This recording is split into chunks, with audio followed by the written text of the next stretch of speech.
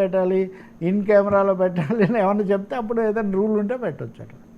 సరే ఏంటి హోదా రాదన్న? బట్ హాజరవడం మంచిది. అవును, యా చెప్పండి. సరే ఏంటి హోదా రాదన్న తమ్మినేని? అసలు హోదా అంశం ఏంటి? అసలు హోదా వస్తుందని ఎవరైనా అంటున్నారా? ఏపీకి ప్రత్యేక హోదా రాదన్న వైసీపీ నేత మాజీ స్పీకర్ తమ్మినేని.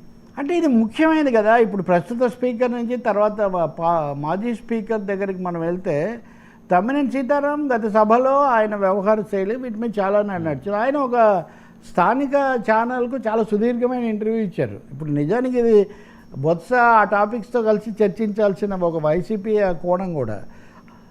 మాకు హోదా ఇవ్వచ్చు, రావాలి, 10-11 ఉంటే రాదు అని చెప్పింది సరికాదు అనేది కదా వాళ్ళ వాదన. కొంతమంది వాదన కూడా ఏది ఎన్ని సీట్లు ఉంటేనే 10వ వంతు సీట్లు ఉంటేనే ప్రతిపక్ష హోదా వస్తుంది అన్నది కదా వాళ్ళ వాదన. అదేం లేదు అట్లా 10వ వంతు హోదా రూల్ ఏం లేదని. కానీ తమ్మినేని సీతారాం ఆ ఇంటర్వ్యూ వింటే మటుకు ఆ వాదన నిజమే. 10% సీట్లు ఉంటేనే తప్ప హోదా రాదు అనే వాదనతో ఆయన కూడా ఏకీభవిస్తున్నారు. జగన్ ఇలా చెప్పారంటే జగన్ చెప్పింది తప్పు అని కూడా అన్నాడు ఆయన. జగన్ అలా చెప్పడం తప్ప అంటారంటే అది తప్పే అని కూడా అన్నాడు. అయితే అదే సమయంలో 40% ఓట్లు వచ్చాయి కాబట్టి మేము ఒక్కరమే ప్రతిపక్ష పార్టీ కాబట్టి మాకు ఇవ్వండి అని అడుగుతున్నారు. ఇస్తే ఇవ్వచ్చు అని. ఇక్కడ చాలా కీలకమైంది కదా స్పీకర్గా, గత స్పీకర్గా, అది కూడా చాలా చాలా క్రియాశీల రాజకీయం పూసుకున్న స్పీకర్గా ఆయన ఈ మాట చెప్పడం ముఖ్యమైన విషయమే కదా. అంటే జగన్ వాదనను తోసిపుచ్చుతున్నాడు. ఖచ్చితంగా చెప్పాలంటే చట్టరీత్యా రాజకీయంగా మాట్లాడవచ్చు కానీ మీరు చట్టరీత్యా మటుకు, ఎందుకంటే ఆ ఇంటర్వ్యూ అది కూడా అడిగాడు. చంద్రబాబుని 23 సీట్లలో మేము 5గురిని లాగేస్తే నువ్వు ప్రతిపక్ష నాయకుడు కాకుండా పోతావు అని కూడా అన్నాడు కదా. అంటే అవన్నీ నిజమే, కానీ ఒక్కరమే ఉన్నాం కదా అని అడుగుతున్నారు, ఇస్తే ఇవ్వచ్చు అని. కానీ దానికంటే తీవ్రమైన వ్యాఖ్య ఆయన చేశారు. క్రమశిక్షణ లేదు వైసీపీలో, ఇప్పుడు కూడా లేదన్నాడు.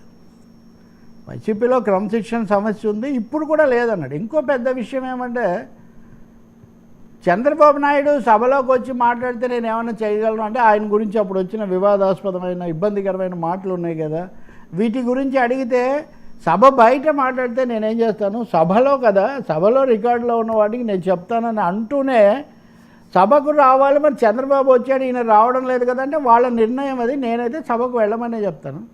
సభకు వెళ్ళకపోతే నష్టపోతారు కదా అంటే నష్టపోతారు. అవును, సభకు వెళ్ళకపోతే నష్టపోతారు, సందేహం లేదు. కానీ నష్టపోతే వాళ్ళే కదా చూసుకోవాలి. నీకెందుకు అయ్యా అని కూడా అడుగుతున్నాడు ఆయన. ఏదో ఆ రిపోర్టర్ను, నీకెందుకు నష్టపోతే, నీకెందుకు నష్టపోతారు అంటే అన్నీ ఆయన ఒప్పేసుకుంటున్నాడు. ఇక జగన్కు హోదా వస్తుంది అనేది చట్టరీత్యా జరిగేది కాదు, అది పొరపాటు. కానీ ప్రభుత్వం ఇస్తే ఇవ్వచ్చు. అంత సుహృద్భావం ఉంటే ఇంక సమస్య ఉంది ఇక్కడ.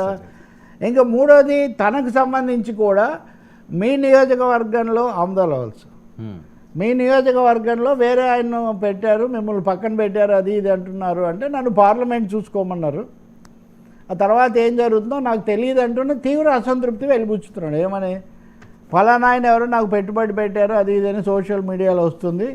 అయ్యే నాకెవడు పెట్టుబడి పెట్టేవాడు లేడు.